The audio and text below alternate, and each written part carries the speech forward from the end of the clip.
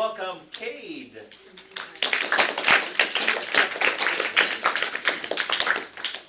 So for my explorations, I decided to make a manga. So why did I make a manga? Well, I was inspired by CadeL. So like when I first read their work, I just thought it was like really beautiful, like the artwork and the paneling. And ever since then, I wanted to make a manga, but I've never like put in the amount of time or the commitment to like finish one. And then I was also inspired by the darker themes in their stories. Like they have themes of like loss and death, and so I was inspired by that for my story. Anyway, so here's what I made.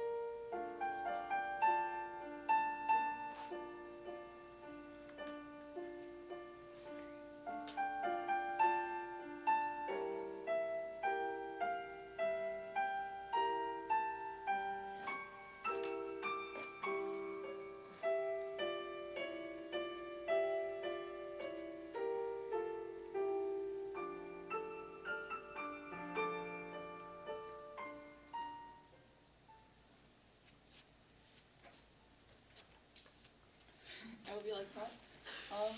So before I made this, this is like what my goal was.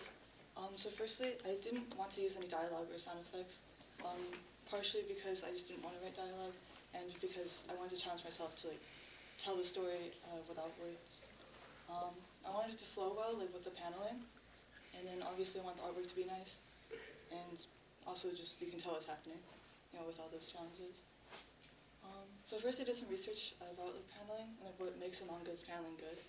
So usually there's like 46 panels per page, and then for T's rather than pluses, like see like in both of these examples there's no like cross in between the panels. There's just T's, and that like helps guide the viewers to like know where to go next. And then these both have like focus panels, like this one here, like that one there. And then you can like build tension to like make the viewer like want to turn the page. Sometimes like what an artist will do like make the panels get smaller as you get to the end of the page, like here. And then big panels, like ones that bleed to the edge, like diagonal lines, all like help to emphasize things.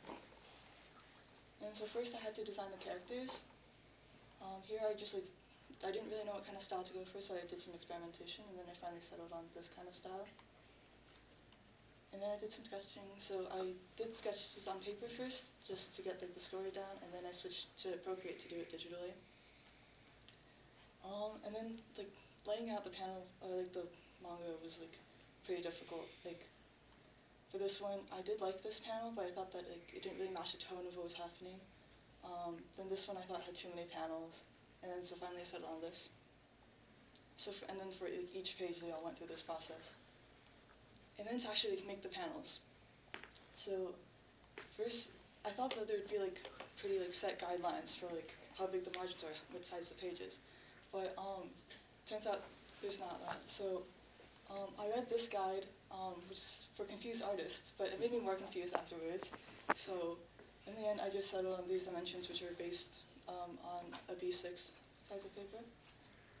And then to make the panels, I just, so the gutters, the spaces between the panels are always consistent. So to keep them consistent, I just made like these two lines and then moved them around to make my panels. And then I lined everything, and then I added screen tones. So screen tones are just like these black and white patterns that you can use to like shade and add texture. And to add them, like I got some that just like come in like a sheet. So then I put it on and then I like erase around, I get rid of, I cut it out around the panels, and then I erase the parts I don't need. And then I'm done. So this is what the final like pages look like. Yeah.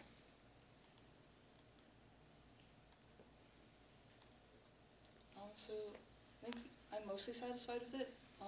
There is one page that I'm not satisfied with, and it's this one, because I don't think it, I was trying to show how, like, this is them when they were younger, like, before she turned into a vampire, then they used to be friends, and then now they're becoming friends again. I think that's just kind of hard to tell, like, without words. It also took longer than I expected, like, lining it. And then I learned how to do, like, paneling pretty effectively, and also how to use Squinto.